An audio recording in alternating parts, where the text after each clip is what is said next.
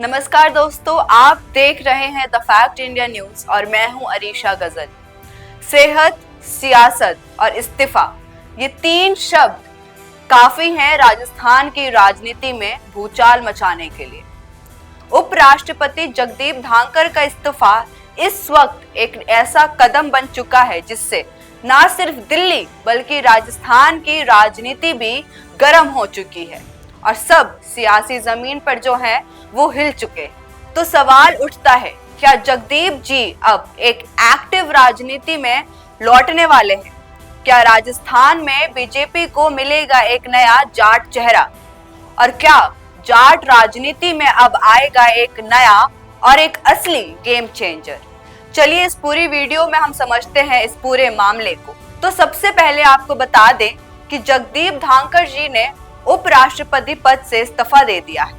Reports के मुताबिक कहा जा रहा है कि इस्तीफा देने की जो वजह है वो सेहत है, लेकिन क्या वाकई में सेहत की वजह से इस्तीफा दिया गया है या फिर इसके पीछे कोई और दूसरी सच्चाई छुपी हुई है? माना यह भी जा रहा है कि जगदीप जी राजनीति में वापस आएंगे और वो भी राजस्थान की जमीन पर। अब जरा पीछे चलते हैं और जानते हैं। जगदीप साहब आते हैं झुंझुनू गांव से, यानी जहां पर जाट का जो वोट है वो सबसे ज्यादा तगड़ा माना जा रहा है। राजनीति की शुरुआत की कांग्रेस से, फिर जुड़ते हैं वो जनता दल से, उसके बाद आते हैं बीजेपी में। मतलब वो नेता जो विचारधाराओं से ज्यादा जमीन से जुड़ा हुआ है।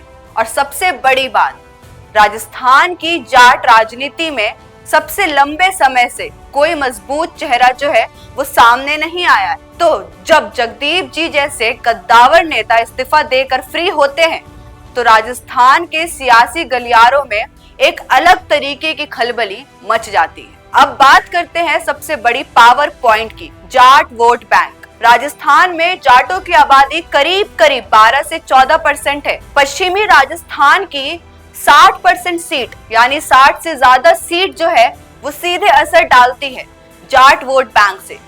बीजेपी हो या फिर कांग्रेस हो, दोनों पार्टियां इस वोट बैंक को खोना नहीं चाहती हैं और दोनों पार्टियों के लिए ये वोट बैंक बहुत अहम है। और यही वजह है कि जगदीप जी की जो एंट्री है वो नेताओं के लिए पसीने छुटा देने वाली एंट्री है।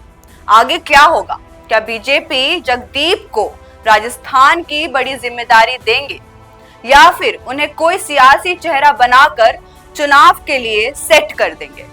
और अगर नहीं तो क्या जाट समाज को शांत रखने के लिए कोई और बड़ा चेहरा लाया जाएगा? सवाल कई हैं, जवाब जो है वो हमें भविष्य में मिलेगा। लेकिन इतना तो तय है कि जगदीप जी अब सिर्फ दिल्ली के नेता नहीं रहे, वो राजस्थान की असली सियासी कहानी से जुड़ चुके हैं। आप क्या सोचते हैं और आपकी क्या राय है, हमें कमेंट सेक्शन में जरूर बताइएगा। जाते जाते इस वीडियो को लाइक करना मत भूलिएगा और सब्सक्राइब करिए द फैक्ट इंडिया न्यूज।